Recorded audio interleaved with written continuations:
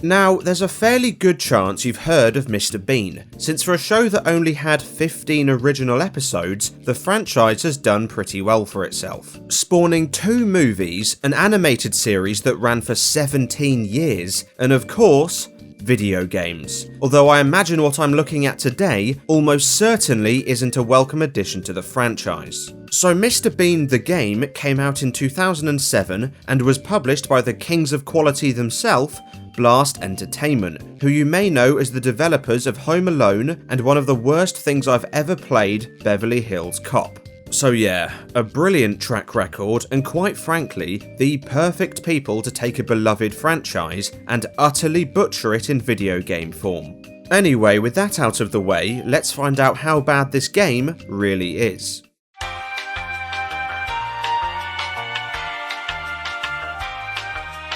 So before I start, I want to talk about this game's cover since it's a lie. Nowhere do you see Mr. Bean's car, or a hot air balloon, or a plane, or anything for that matter. Now, there are versions of this game with at least one of those features, but even then, this cover completely fails to represent what the majority of the game is actually like in every single way possible. Because in reality, all it is a straightforward, incredibly boring 3D platformer with almost no enjoyment to be had whatsoever. Okay, so the premise of this game is that someone's kidnapped Mr. Bean's Teddy and is asking for 750 cat biscuits as ransom. Now, who actually kidnapped Teddy, I'm not sure, since the game never shows or even mentions it for that matter, but considering it's based on the animated series, I'm assuming it's Scrapper the cat. Not that it really matters because it could be anyone and the game would remain unchanged. Anyway, the way it works is you have 12 apparently fun-packed levels, and it's your job to complete them while at the same time getting Teddy's ransom. Oh, and puzzle pieces? Yeah, I'll be honest, the whole thing makes no fucking sense whatsoever. The game itself starts with a clip from the show where Mr. Bean is missing one puzzle piece, which apparently warrants them being mandatory items you need to collect for the entire game. And this isn't just a one-off feature, since every single level starts with a random clip from the show, despite them having zero connection to the actual content. Genuinely, the only link I could possibly make is a perfectly visible level called Rats It's Dark Down Here, and the initial clip is set at night. That's it. Weirdly enough, this is also exactly what Little Britain did, except that was just a bunch of mini-games. This has an actual story, so it just feels completely out of place. Anyway, in terms of gameplay, it's pretty much what I've already said. Collect all the necessary items and get to the end of the level. Although, since it's made by Blast Entertainment, this is a far more punishing experience than it realistically needs to be. Firstly, much like the cover, the game's claim of 12 fun-packed levels is a lie, since not only are they not remotely fun, there aren't 12 of them. See, the way it works is you have 3 hub areas, each consisting of 3 levels and a puzzle that's required to open the next hub area. And I'm sorry, no matter which way you spin it, one jigsaw puzzle does not count as an entire level. Then again, part of me wishes they were all puzzles, since playing the actual levels is about as fun as watching paint dry. Seriously, this game is impressively dull. Like, even by Blast Entertainment standards, this is debilitating. And one of the main reasons for this is, well, everything looks the same. Since not only does this game not have 12 levels, but the 9 it does have share a grand total of 3 maps. And yes, they may have different names and marginally different layouts, but you cannot tell me these aren't the fucking same. Now, this wouldn't be too much of a problem if the game was well designed and fun to play, but of course it isn't. Arguably, the biggest problem it has is that there's almost no threat to the player. See, you might have noticed my balls to the wall gameplay style, and that is for one very good reason. This game is so unbelievably boring, and everything does such a pitiful amount of damage, that you might as well just sponge everything to complete the level faster. I mean, yes, I could try and avoid all the obstacles, but they're so shockingly placed and do so little damage. Why would I? Nothing is going to hurt you enough to warrant any kind of caution. And even then, if you are on low health, the game provides such an enormous amount of health packs and checkpoints that you'll either heal every 10 seconds or or just spawn 5 feet from where you died. I mean, there's even this minigame, well, the only minigame, where you suck up molds with a vacuum. And while this may be highly unethical, since packing 50 molds into a commercial hoover definitely killed them, you can actually get 2 extra lives from doing this, which of course makes the irrelevant enemies even more irrelevant. Now at this point you'd be forgiven for thinking this game provides absolutely no challenge, however it does, just for all the wrong reasons. Firstly, it should go without saying the controls are shit.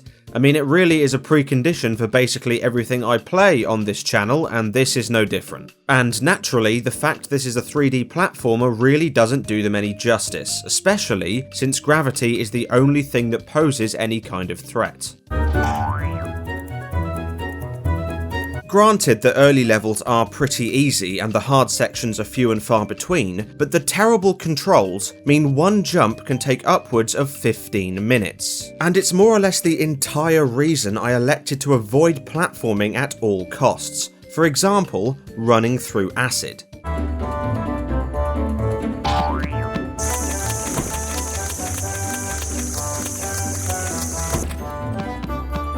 Now obviously there are sections where you can't avoid platforming, and in that case, you're fucked, basically. It really is just a matter of blind luck and perseverance, especially when the game's shoddy design makes even the simplest jump an arduous task. In addition to this, it's not just the platforming which will cause you trouble. No, you also have the enemies, or to be more specific, the enemy placement. See, while most of the time the enemies have almost no effect on the actual gameplay, there are times when they've been put in such bullshit places you literally can't ignore them. For example, one of the supposedly cunning puzzles in this game, well, the only cunning puzzle in this game, is when you have to push boxes onto pressure plates with incredibly dodgy hitboxes to open doors that go straight down despite having locks on the front, however that works.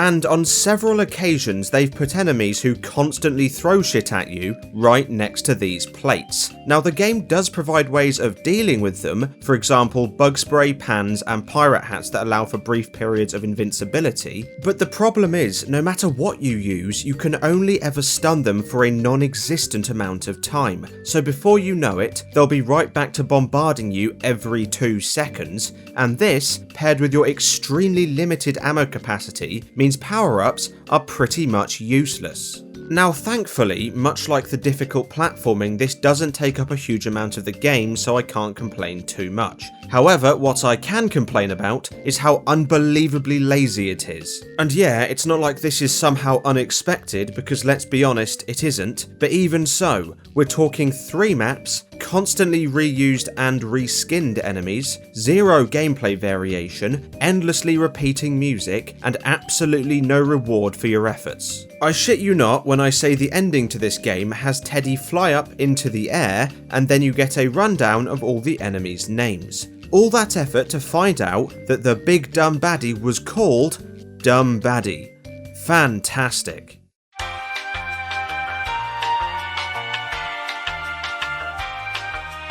So that was Mr. Bean for the PS2, and yeah, it's pretty awful, but I'll be honest, in terms of other Blast games, it's really not that bad. It's in a weird sweet spot where it's shit, but it's also somewhat functional and most of the time, exceptionally easy, a combination which is quite rare amongst the other stuff I play. I mean, my biggest complaint is just how painfully boring it is. Oh, and when I had to redo the entire first stage because of a glitch, but even then, when you compare this to shit like Beverly Hills Cop, it's definitely one of their better entries. Then again, that is number 1 on the Blast Entertainment scale of quality, so make of that what you will.